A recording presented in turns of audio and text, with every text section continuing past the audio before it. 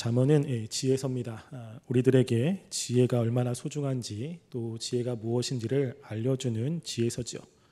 많은 사람들이 지혜서를 좋아하고 특별히 자녀들에게 이 잠언의 말씀을 많이 읽으라고 이야기합니다. 저도 어렸을 때 부모님이 잠언이 31장까지 있기 때문에 매일 한 장씩 읽으라고 강요를 당한 적이 있습니다. 그만큼 부모님도 자녀들이 지혜롭게 살기를 원하고 또 우리 자신도 지혜롭게 살기를 원하는 마음이 다 있는 것 같습니다. 왜냐하면 우리가 살아가는 삶에 많은 어려움이 있고 또 힘든 것이 있는데 그것을 잘 해결할 수 있는 것이 바로 지혜이기 때문이죠. 우리가 이렇게 지혜를 간절히 원하는 것만큼 지혜도 우리들에게 자신을 가지라고 소리를 치고 있음을 오늘 본문은 이야기를 합니다. 우리만 간절히 지혜를 갖기를 원하고 우리만 지혜를 소유하기를 원하는 마음이 있는 것이 아니라 하나님께서 하나님의 백성들에게 하나님의 지혜를 갖기를 간절히 원하시는 것이 오늘 본문에 나와 있습니다. 그리고 하나님의 그 지혜가 어떤 것인지도 말씀을 통해서 함께 살펴보기를 원합니다. 오늘 본문 1절에 보면 지혜와 그 명철이 소리 지른다고 이야기를 합니다. 그래서 지혜가 부르지 아니하느냐, 명철이 소리를 높이지 아니하느냐라고 이야기를 합니다. 여기서 지혜와 명철은 서로 연결되어 있고 또 비슷한 말입니다. 그래서 8장 14절에 보면 내게는 계략과 참 지식이 있으며 나는 명철이라 라고 이야기하면서 지혜 자신이 명철이라고 이야기를 합니다. 또 5절에 보시면 어리석은 자들을 명철하게 만든다고 이야기합니다. 그러니까 지혜를 가지고 있으면 지혜 있는 사람은 삶을 살아갈 때 이 명철이라고 하는 것을 가지고 살게 된다고 이야기를 하죠. 이렇게 지혜와 명철이 사람들에게 소리를 지르고 있습니다. 소리를 지른다는 것은 많은 사람들이 지혜의 소리를 듣고 자신에게 오라고 자신의 말을 듣고 지혜롭게 살라고 이야기를 하고 있는 것이죠. 그래서 이 지혜는 작게 이야기하는 것이 아니라 큰 소리로 반복적으로 사람들에게 이야기합니다. 그만큼 이 지혜도 많은 사람들이 알았으면 하고 또 많은 사람들이 이 지혜를 소유하여 살기를 원하는 마음이 있기 때문에 그렇지 않겠습니까? 그런데 이 지혜가 이렇게 사람들에게 소리를 지르는데 그 소리는 장소가 있습니다. 2절과 3절에 보면 지혜가 소리는 장소를 여러 가지로 이야기를 합니다. 지혜가 소리진다는 것은 그곳에 지혜가 필요하다는 것이죠. 지혜가 아무 곳에다 소리지는 것이 아니라 이렇게 지혜가 필요한 사람들에게 소리를 질러서 그곳에서 지혜롭게 행동하라고 이야기를 합니다. 그 지혜가 소리지르는 곳이 2절과 3절에 있는데요. 그곳에 보면 그 길가의 높은 곳과 내 사거리에 서며 성문격과 문 어기와 여러 철을 물에서 불러 이르되 라고 이야기를 합니다. 이 지혜가 소리치는 곳은 첫 번째로는요, 길가라고 하는 곳에서 소리를 지릅니다. 길가라고 하는 것은 문자적으로는 길이라고 하는 뜻이 있지만 이것이 성경에서 은유적으로 쓰면요, 삶의 방식이라는 뜻이 있습니다. 즉 우리가 살아가는 일상적인 생활에서 지혜가 소리 지르고 있는 것이죠. 우리가 매일매일 살아가면서 지혜가 필요한 때가 참 많이 있지 않습니까? 특별히 가정에서 보면 자녀의 문제나 부부간의 문제, 또 경제적인 문제 이런 부분에서 지혜가 참 많이 필요합니다.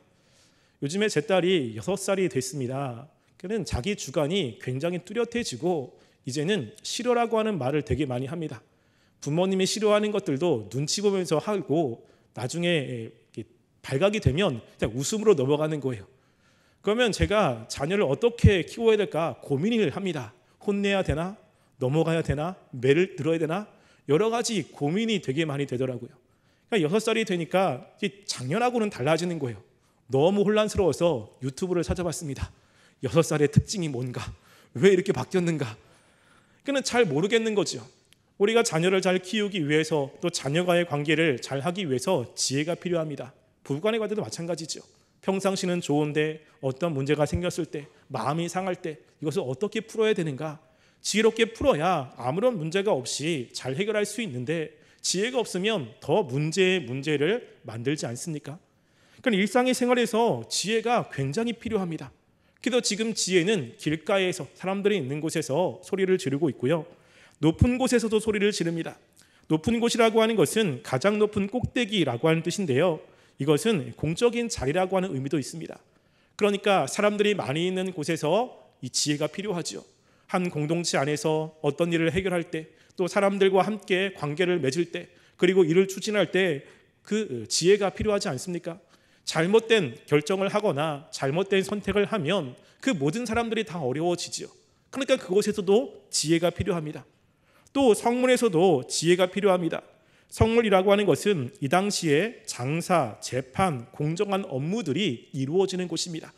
그래서 많은 사람들이 이 성문 앞에 모여서 재판을 하기도 하고 여러 가지 상업 거래를 하기도 하고 또 여러 가지 이야기를 나누기도 하고 이러한 삶의 전반적인 부분들이 이루어지는 곳입니다. 그러니까 이런 곳에서 지혜가 소리를 지르고 있는 것이죠. 그래서 이 후반부에 보면 잠언 8장 15절 16절에 보면 이 지혜로 다스리는 곳을 이야기를 하는데요.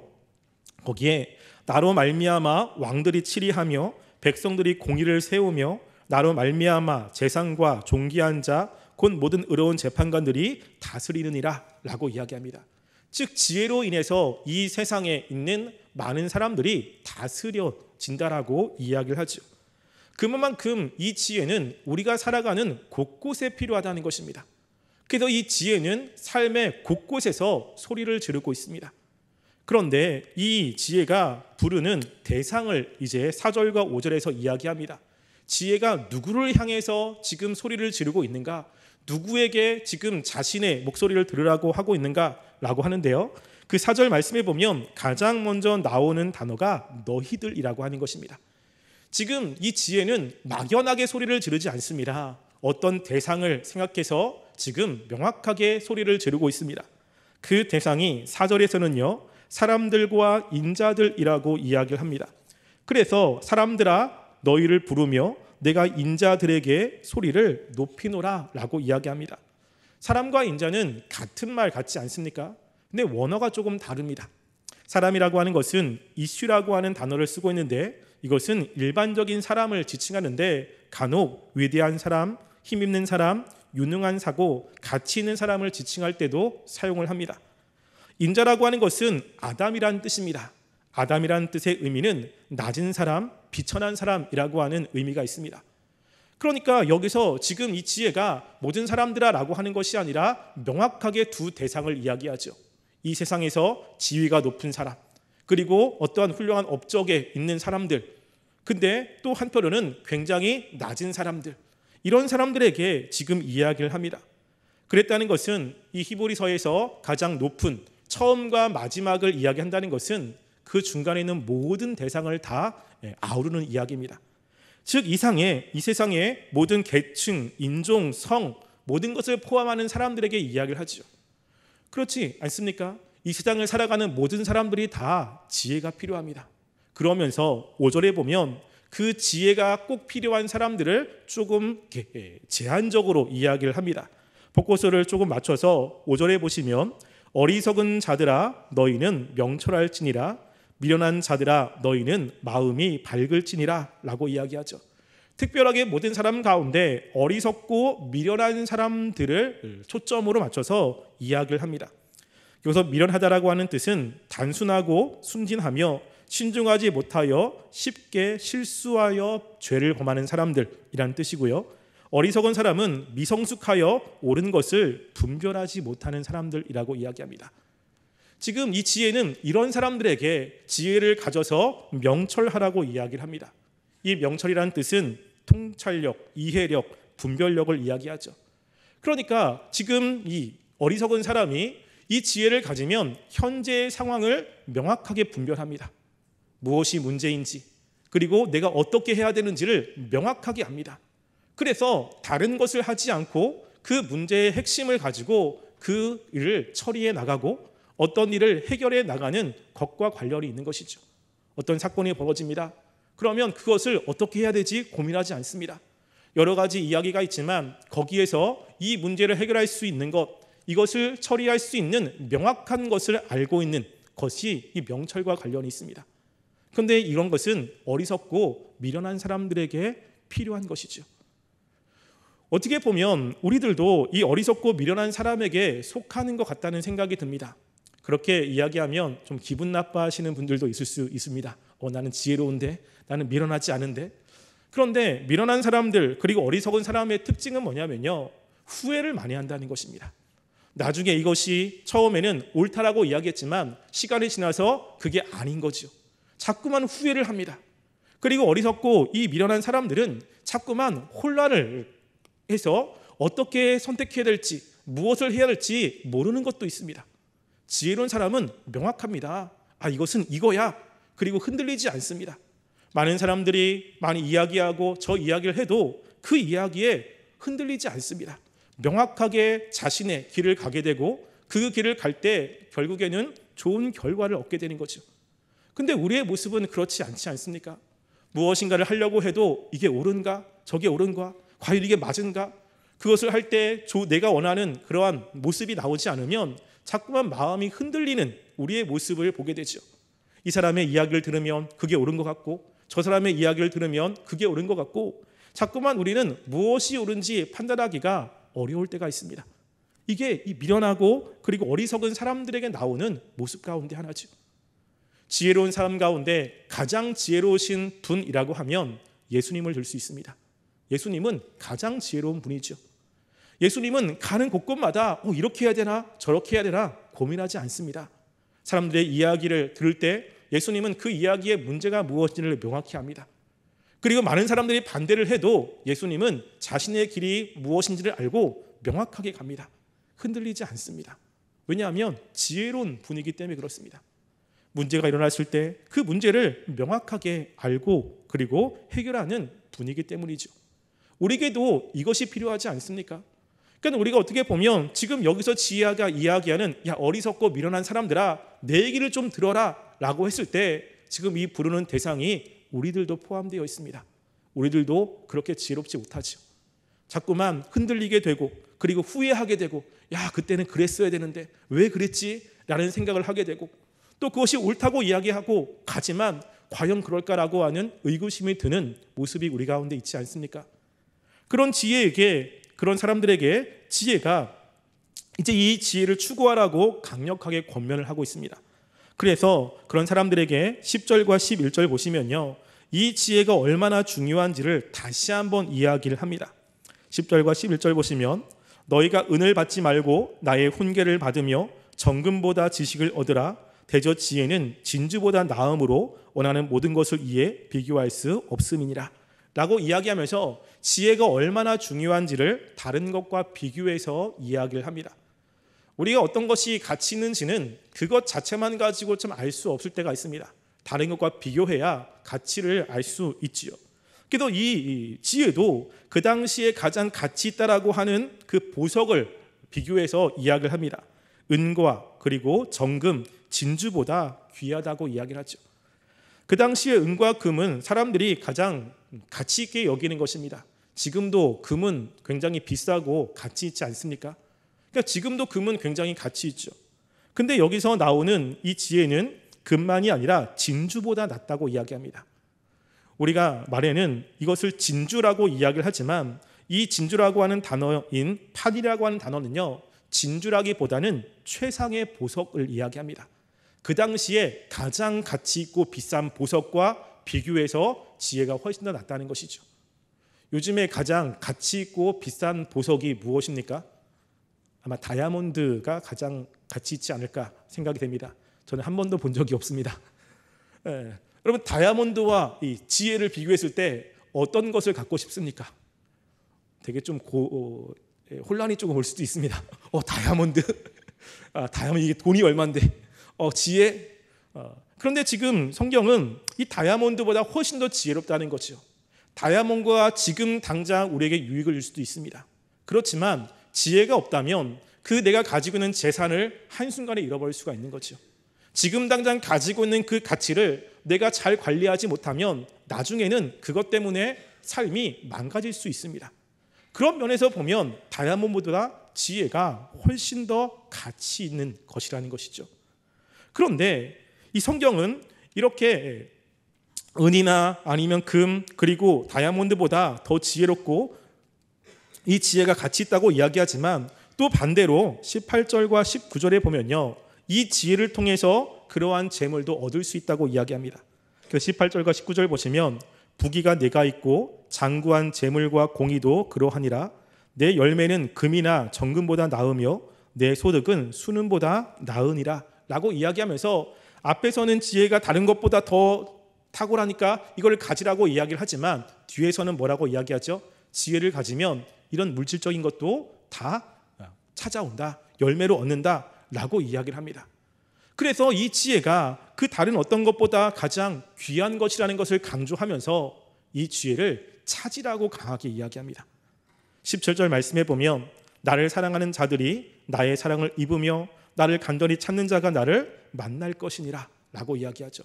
그래서 지혜를 뭐라고 이야기하냐면 그 간절히 찾아라, 그리고 지혜를 사랑해라 라고 이야기합니다. 그렇게 지혜를 굉장히 소중하게 여기고 강하게 찾으라고 이야기를 하고 있는 것이죠. 그냥 지혜가 있었으면 좋겠다, 야 지혜로운 삶이 나에게 있었으면 좋겠다 라고 끝나는 것이 아니라 지혜에 대한 갈망을 이야기합니다. 다른 어떤 것을 사랑하는 것처럼 정말로 나의 삶의 지혜가 너무나 중요하고 너무나 필요하고 이것이 있었으면 한다라고 하는 강렬한 열망을 가지고 찾으라는 것입니다. 그래야 찾을 수 있다는 것이죠. 그렇게 가야 된다는 것입니다. 우리에게 이러한 열망이 있습니까? 지혜가 있고 싶어 하는 이런 이야기지만 그렇게 강한 열망으로 찾습니까? 지금 여기서는 그렇게 찾을 만한 가치가 있다는 것입니다. 다른 어떤 것, 직장이나 다른 어떤 것을 찾는 것보다 이 지혜는 훨씬 더 가치가 있기 때문에 그렇게 간절하게 집요하게 이 지혜를 찾으려고 애를 쓰라고 이야기를 하고 있는 것이죠. 우리들도 이런 지혜를 찾는 사람들이 되었으면 좋겠습니다. 그러면 지혜가 어떤 것입니까? 그럼 지혜를 찾으려면 사랑하라고 하는데 무엇을 사랑합니까? 하나님 나에게 지혜를 주세요 라고 기도만 하면 되는 것입니까? 지금 여기서 지혜는 그렇게 이야기하지 않습니다. 지금 여기에서 우리가 지혜를 찾을 때 어떻게 찾아야 되는지, 무엇을 찾아야 되는지에 대한 힌트를 주게 됩니다. 특별히 이 말씀에서 길게 이야기하는 6절부터 9절 말씀에 보면 이 지혜의 특성들을 이야기합니다. 이 지혜의 특성을 보면 이 지혜가 어떤 것을 이야기하는지를 우리들에게 이야기를 합니다. 우리가 6절 보시면 이렇게 이야기하죠. 너희는 들을지로다 내가 가장 선한 것을 말하리라 라고 이야기하죠. 지금 이 지혜가 사람들에게 이야기하는 거야. 너희는 내 말을 들으라. 내가 가장 가치 있는 것을 이야기하겠다 라고 이야기합니다. 여기서 선하다라고 하는 것은 히브리어 토부가 아닙니다. 이것은 네기딤이라고 하는 단어로 가장 탁월한 가치, 훌륭한 가치라는 것을 이야기합니다.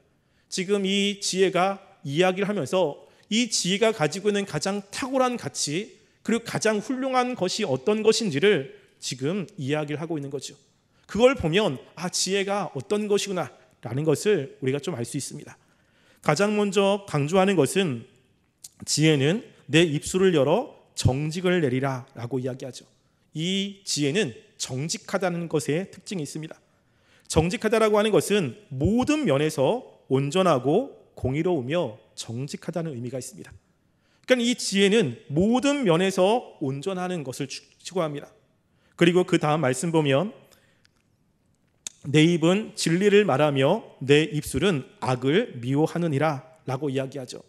이 지혜는 뭘 이야기합니까? 진리를 이야기합니다. 진리라고 하는 것의 의미는 변하지 않는 것입니다. 어떤 상황 속에서도 변하지 않고 시대가 바뀌어도 변하지 않는 거죠. 변한 것은 진리가 아닙니다. 그러니까 동서고금을 막론하고 이 변하지 않는 것을 이야기를 하고 있습니다. 그러면서 변하는 것인 악을 미워합니다. 그리고 조금 더 자세하게 그것이 무엇인지를 그 다음에 이야기를 하는데요. 8절에 보면 내 입의 말은 다 의로운즉 그 가운데 굽은 것과 패역한 것이 없느니라 라고 이야기합니다. 지금 이 지혜의 말은 모든 부분에서 의롭습니다. 다라고 하는 것은 모든 영역이죠. 개인적인 곳, 공적인 영역, 재판의 장소, 그리고 사람들이 살아가는 모든 곳에서 의로움을 나타내게 됩니다. 그러니까는 한 공동체에게만 의로운 것이 아니라 모든 사람들에게 의로운 것, 그리고 모든 장소와 모든 영역에서 의로운 것을 이야기를 하고 있는 것이죠. 그래서 A라는 곳에서 의롭지만 B라는 곳에서 불의한 이런 것을 이야기하지 않습니다. 그리고 이것은 바로 패역하지 않고 그리고 굽은 것이 없다는 것이죠. 굽고 패역하다는 것은 거짓을 이야기합니다. 그러니까 이 진리는, 이 지혜는 거짓을 이야기하지 않습니다. 지금 이러한 이 지혜의 특징들을 이야기합니다. 그래서 이 지혜는 의롭고요, 그리고 진리를 이야기하고, 그리고 이 지혜는 정직을 이야기합니다. 이렇게 이야기하면 이것과 관련된 것이 떠오르지 않습니까? 이 지혜는 정직을 이야기합니다. 의로움을 이야기하고, 그리고 이 정직의 의로움을 이야기합니다. 이것은 바로 무엇이냐면 하나님의 말씀과 관련이 있습니다. 그래서 우리가 시편에 보면 하나님의 말씀에 대해서 이야기를 할 때 하나님의 말씀은 정직합니다. 시편 33편 6절에 보면 여호와의 말씀은 정직하며 그가 행하시는 일은 다 진실하시니라 라고 이야기하죠. 하나님의 말씀은 정직합니다. 시편 119편 43절에 보면 이렇게 이야기합니다. 진리의 말씀이 내 입에서 조금 더 떠나지 말게 하소서, 내가 주의 규례를 바랬음이니이다 라고 이야기합니다. 하나님의 말씀은 진리입니다. 시간이 지난다고 변하는 것이 아니라 시간이 지나도 변하지 않는 진리, 그것이 하나님의 말씀인 거죠. 하나님의 말씀은 의롭습니다. 시편 119편 123절에 보면 내 눈이 주의 구원과 주의 의로운 말씀을 사모하기에 피곤하니이다 라고 이야기합니다. 주의 말씀의 특징이 의로움이라고 이야기하죠. 지금 지혜가 자신의 입에서 나오는 것이 정직이며 진리며 의로움이라고 이야기합니다. 근데 이 모든 특징을 가지고 있는 것은 하나님의 말씀입니다. 지혜는 다른 것이 아니라 하나님의 말씀이라고 하는 거죠. 하나님이 지혜롭기 때문에 하나님이 하시는 말씀이 지혜로운 것입니다. 그러면 우리가 지혜롭게 살고 싶다라고 하면 무엇을 간절히 사모해야 됩니까? 하나님의 말씀을 사모해야 되는 것이죠. 우리가 이 세상에 지혜롭게 살고 싶다면 하나님의 말씀을 가장 가치 있게 여겨야 되는 것입니다. 이 세상에 많은 이야기가 있지만 그 이야기보다 하나님의 말씀을 더 무겁게 여기고 더 가치 있게 여겨서 그 하나님의 말씀을 품고 살아가는 삶이 지혜로운 삶이라는 것이죠. 사람과의 관계 속에서 하나님의 말씀이 무엇이라고 이야기를 하는가? 사람과 관계 속에서 사람들은 나를 무시하는 사람들을 그 사람에게 복수하고 그 사람에게 합당한 것들을 내가 하라고 이야기를 하지만 하나님의 말씀은 뭐라고 이야기합니까? 원수를 사랑하라고 이야기합니다. 아니 어떻게 원수까지 사랑하고 내가 먼저 손을 내미냐고 이야기할 수 있지만 그것이 무엇이죠? 지혜라고 하는 거예요. 그게. 그래서 우리가 매 순간순간마다 하나님이 이 상황 속에서 뭐라고 말씀하시지? 하나님이 어떻게 지금 여기서 하라고 이야기하지? 그 말씀에 귀를 기울이고 살아가는 삶이 지혜로운 사람입니다. 그래서 시편 기자는 9절 말씀에 이렇게 이야기합니다. 이런 지혜의 특징들이 있는데 이는 다 총명 있는 자가 밝게 하는 바요 지식 얻는 자가 정직하게 여기는 것입니다. 즉 지혜로운 사람은 지금 지혜가 이렇게 여기는 것에 대해서 다 수긍한다는 거죠. 맞아, 그런 거야. 근데 어리석은 사람은 뭐라고 이야기합니까? 지혜가 그렇게 얘기하는데 그건 아니야. 상황이 그런데, 여건이 그런데 어떻게 그럴 수 있어? 라고 이야기를 합니다. 지혜로운 사람은 지혜가 이야기하는 말을 듣고 거기에 동의하고 그것이 옳다고 확신하며 나아갑니다. 마음이 흔들릴 때 이 지혜가 이야기하는 이야기를 듣고 다시 한번 마음을 다잡고 그리고 그렇게 나아갑니다. 이게 지혜로운 사람이라는 거죠. 우리가 하나님의 말씀을 들을 때 우리는 어떠한 반응들을 하고 있습니까? 하나님의 말씀 가운데 축복의 말씀을 들으면 아멘, 하나님 그렇게 되길 원합니다. 그런 축복을 나에게 주시옵소서 라고 이야기하지만 하나님이 우리들에게 그런 말씀이 아니라 때로는 불편한 말씀을 줄 때가 있습니다. 나의 죄악들을 이야기하고 내가 옳다라고 생각하는 것들을 아니라고 이야기할 때 우리는 어떻게 반응합니까? 하나님 그건 맞는데요, 지금 이런 상황에서는 그게 아닙니다 라고 반응한다면 우리는 여기서 이야기한 어리석은 사람들이 되는 것입니다. 이 세상에서 가장 지혜로운 분은 하나님이십니다. 이 세상의 모든 것들은 하나님이 만드셨습니다. 자연의 질서, 인간의 질서, 인간과 인간 사이에 일어나는 그 모든 것 가운데 어떻게 해야 가장 행복하고 어떻게 해야 사람과의 관계가 좋아지는지를 누구보다 하나님이 가장 잘 아십니다. 그리고 우리들에게 사람과의 관계 속에서, 자연과의 관계 속에서, 하나님과의 관계 속에서 행복하고 화평하게 살게 하기 위해서 하나님이 우리들에게 지혜로운 삶을 말씀하고 있는 것입니다. 그래서 우리가 지혜로운 삶을 살고자 한다면 끊임없이 하나님의 말씀에 집중해야 되고 하나님의 말씀을 통해서 우리의 삶을 다시 한번 돌이켜보는 것이 필요한 것입니다. 내 생각과 하나님의 말씀이 다를 때 내 생각을 고집하는 것이 아니라 하나님의 말씀에 내 생각을 굴복하는 것이 필요한 것이죠. 이게 지혜로운 삶의 모습이라는 것입니다. 그래서 우리가 지금 여기서 이야기하는 이 지혜를 갖고자 한다면 우리는 늘 기도해야 됩니다. 우리는 자꾸만 어리석은 마음들이 마음속에 있어서 하나님의 말씀을 들으면 그것을 거부하고 싶을 때가 있습니다. 하나님, 우리가 하나님의 탁월하심, 하나님의 그 지혜를 인식하고 하나님의 말씀을 들을 수 있게 하시고 그 말씀을 통해서 우리의 모습을 볼 수 있도록 우리들에게 지혜의 마음을 주시옵소서 기도해야 됩니다. 하나님, 우리가 하나님이 말씀하신 것들이 때로는 내가 볼 때는 옳지 않은 것처럼 보이지만 하나님은 우리보다 탁월하신 분이기 때문에 우리 그 하나님의 말씀을 경청하길 원합니다. 그 말씀을 듣길 원합니다. 나의 마음을 열어주셔서 그 말씀을 깨달을 수 있도록 하시고 그 말씀대로 살아갈 수 있도록 도와주시옵소서. 세상에 여러 가지 이야기가 있고 하나님의 말씀에 어긋나는 이야기를 들을 때 하나님, 우리의 마음이 흔들리는 것이 아니라 그 하나님의 말씀이 진리라는 것을 깨닫고 하나님, 우리가 그 진리의 말씀을 붙잡고 살아가는 하나님의 백성이 되길 원합니다. 기도하는 시간이 되길 원합니다. 그래서 우리가 이 하나님의 말씀을 사모하며 그 하나님의 말씀을 통해 지혜를 얻어 우리가 이 세상을 지혜롭게 살아가 하나님의 주는 평안과 그 행복한 삶이 우리 삶 가운데 펼쳐지기를 간절히 소원합니다.